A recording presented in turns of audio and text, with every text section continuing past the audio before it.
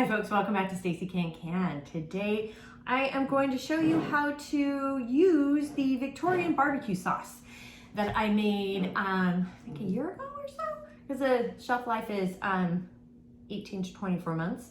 And I did, as you can tell, I've already cracked it open because I actually did this last night, and I was going to do all of this last night, but then I got completely distracted. So while I go over all of this, follow along down below in the show notes and hit like and subscribe while you're out there, while you're down there. And I'd also love to thank Vic and Alice for asking for this request, which is to show how to use some of the products.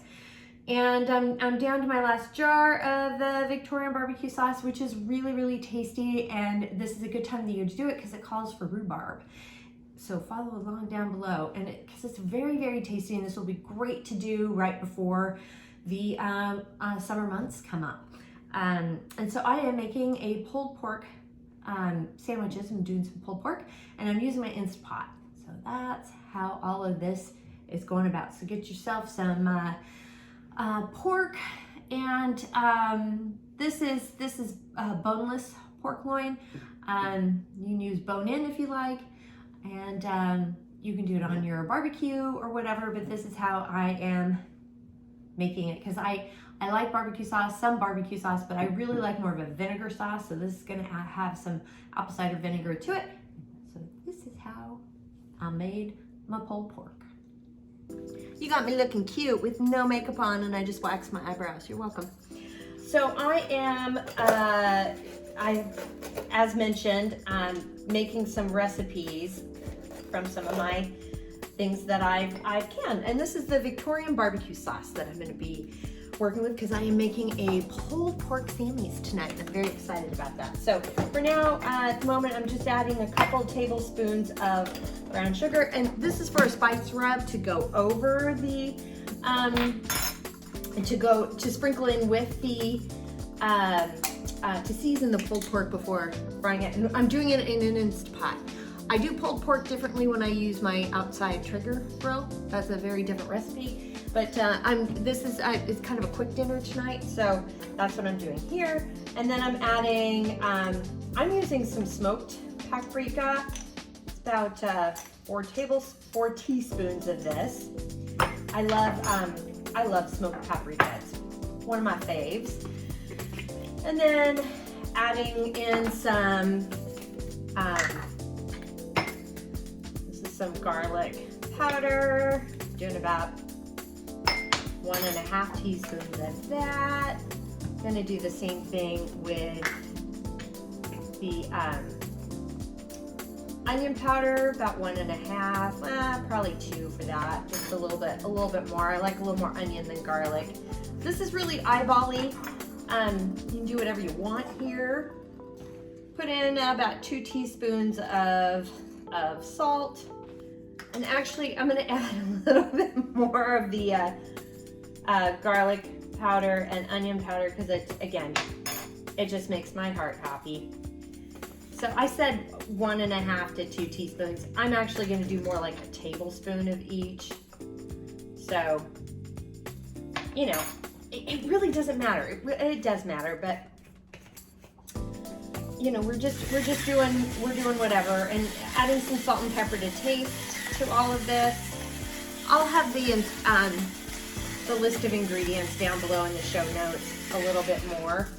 And then adding, you don't have to add cumin if you don't want to. Cumin can be a little spicy for some folks, but I like it. And I'm adding a teaspoon of the cumin. And it's about 2 teaspoons of salt and a teaspoon of pepper. And then you just need, I can't get the lid off, so you just need about a teaspoon of the cayenne pepper. I just kind of eyeballed that. And then you can take your whisk and just kind of whisk all this up. And this makes a dry rub. You can buy a dry rub.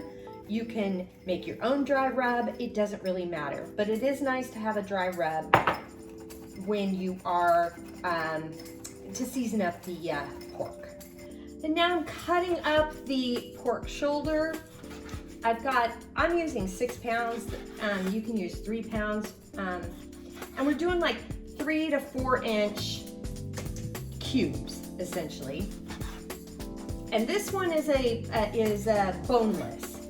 If I'm doing my outside barbecue, I actually bone in with because I just like that flavor profile with the bone in better, but with an Instant Pot, I'm not doing that. Then as I go, I am gonna kind of sprinkle some of the seasoning over the top before putting in the next layer. Okay, so now I've got the Instant Pot heating up on saute, and I'm just making sure I've got all the seasoning, I've got all the pieces of meat seasoned like I want them to be. And then you're just gonna throw them in here, little bits at a time. A little bit at a time, but we're now gonna kind of get these nice and fried up. You can skip this step if you want to. I like to do it because it gives kind of a little bit of a bark, a little bit of a crispy crunchiness on some of the pork. And so you're just gonna fry it for a few minutes, and then like for 2 minutes, flip it, 2 minutes, and then keep going until you've got it all fried. Again, you can skip it and move on to the next step. So I've got about half of this done here. And I'm only going to do the half because it's really burnt on the bottom. I can show you. It really crisped up on the bottom, so it's just going to continue to burn. So now I'm putting together the sauce, which is a cup of beef broth, and I'm putting in a cup of the Victorian BBQ Sauce, and we're saving a cup. So you need 2 cups of the barbecue sauce, which is perfect because this is a pint. 2 cups in a pint. And then putting in 1/3 of a cup of apple cider vinegar. You can readjust if you want to add more vinegar and less of the the broth. You can do that. And I'm just going to kind of whisk it together a little bit just to get it smoothed out. And then I'm also going to add in, it says about a teaspoon. We like things spicy here, so I'm adding a little more than a teaspoon here. And then I'm cutting the heat off of the burner here. And I'm taking a 1/4 of a cup of the beef broth, and just pouring it in the bottom here, just to kind of help deglaze the pan a little bit. It got a little crispy. And now we add in all of the meat. So I doubled this recipe, and I am putting the, I don't know why, I'm just putting the non-cooked pieces down first. You don't have to, you can just dump it in however you want. It's all gonna cook together beautifully. But part of the reason is I'm double checking to make sure every piece is kind of seasoned properly, because I have a little bit of my seasoning left. So I'm gonna season this very quickly, adding in all of the pre-sauteed meat. And that's how full it is in the pot there, if it gives you an idea. So we've got all the meat in here, and now I'm adding the barbecue sauce. I've got it all in here, and now I'm gonna put the lid on. And I'm gonna pressure cook it on high for 40 minutes. Make sure it releases naturally for 10, and get it started. After that 10-minute release is off, I will do a quick release. And this is the finished product of the pulled pork. This was done last night. I could not get it together last night to continue recording. Life got in the way, and it just did not happen. Dinner had to be served, and then I was really tired, and like I said, life got the husband, kid. It's all good. It's all good. I have a great life.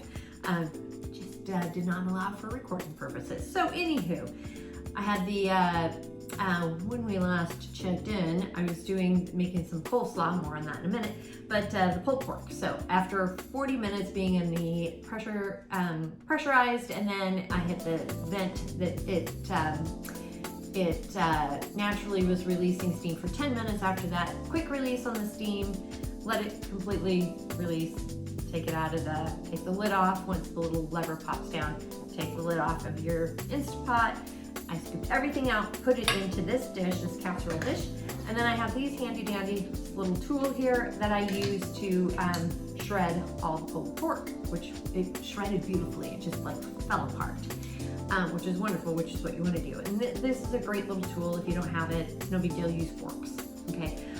We use these though a lot because we barbecue a lot. We have a grill out there, and I use it a lot in the summer, and I like scooping up roasts with these little claw things. They do a good job. So they're kind of nice. They're not that expensive. You can get these online or at the store or whatever. They're handy dandy to have. So shredded it all. I did take most of the juice that was still in the pot and poured it over because it's a smidge dry. It was just a smidge dry, drier than what I like, because that's just what happens in an Instant Pot, unlike what you get when you're smoking it out on our grill. That's decadent, but this is good too. This is good as well. So I poured the juice back in, stirred it up, added some more of that vinegar sauce that I added with that I blended in with some of the barbecue sauce, and then I took not quite a cup of barbecue sauce and poured it in here too, and mixed it all up, and it was delicious. So, and I left some extra because I can use this on more of the leftovers as I go. So keep that in mind. And next, we will talk about coleslaw. Regarding the coleslaw, last we checked, I was shredding up green coleslaw, and then I added in a little bit of some purple. So I used basically the whole head of green cabbage, and then I used probably a quarter of some purple cabbage. You can add more if you want. You can do all purple if you want. It's up to you. And then I put in some probably 2 carrots worth of shredded carrots. I chopped up a quarter of an onion just to give it some zhuzh. And then that vinegar sauce that I made with the pulled pork, I poured a bunch of that in here too. Probably a full cup by the time everything was said. It was done and over, a full cup, maybe a little bit more. And then I would start with a half of a cup of mayo, because I like it a little creamy. Half a cup of mayo, and if you feel like you want it to cream it up even more, add some more mayonnaise. It's up to you on that as well. And then just did a big old stir of it all. And I love this coleslaw, and my family loves it too. That seasoning that vinegar sauce is a really great sauce to have for barbecue, and I love putting it in the coleslaw as well. It's kind of 2-for-1. You put it in with your pulled pork and then also into your coleslaw, and it's delicious. So again, that information will be down in the show notes too. This is the lovely meal you get to make when you have some Victorian barbecue sauce. You get to make some pulled pork, and I am making Sammy's out of it. How to do that is, I like a nice soft roll. You can make your own or buy them. Some people use hard rolls, some people use hoagies, whatever bread carrying device you would like, you can use. I like to toast it as well, or at least heat it up in the microwave, just because I like a little warm and a little pliable. I will also put on some mayo. Some people don't like mayo, so it's up to you if you want to use mayonnaise or not. I'll put in a little bit of mayonnaise on it. You can also take some, which is one of the reasons why I had a little bit of leftover sauce. You can take some of the barbecue sauce and put it on, instead of mayonnaise, you can put that on the bread, or you can put mayo and barbecue sauce. Isn't that lovely? All these fun options. And then I put in my a big little dollop of pulled pork. I also use some of and some people stop there and just enjoy the sandwich. I also put in some of the coleslaw. I think it's delicious that way. And then there's your sandwich. And it's delicious and messy. It's a big, giant, sloppy mess, which is why I'm not making one right now. We'll be making more later for dinner. But because we were going to be eating on this for a couple of days, which is delicious as well. I doubled the batch, so it made a lot. Anyhow, and so that's how you do that. You can also have the pulled pork over rice if you would like. You can make a nice green salad, put that on top of that. You could use couscous. You can mix with couscous if that's your starch favorites. You can eat it with a spoon. You can really enjoy this however you want. So this is a lovely way to use a Victorian barbecue sauce. You can also, if you like barbecue chicken, you can use the sauce for chicken. You can use it as a side for steak if you want.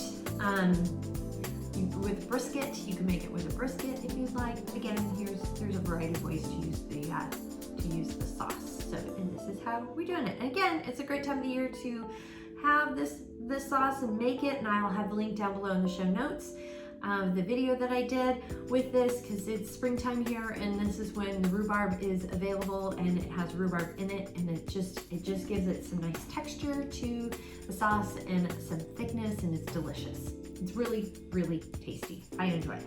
So that's how you do it. Now, the recipe and all the other additional information is down below in the show notes. While you're down there, please hit like and subscribe. And if you have any questions, comments, suggestions, feedback, concerns, you can reach out to me like Vic and Alice did. Thank you so much. And on Facebook at Stacey Can. I'm on Instagram and TikTok at Stacey Can. My website is www.staceycancan.com. My email is info@staceycancan.com. I'm also on LinkedIn and Pinterest at Stacey Can. And you can also, on my website, sign up for my blog and my newsletter. And I look forward to chatting with you more. And I hope you have a fantastic canning week. Until next time, happy canning.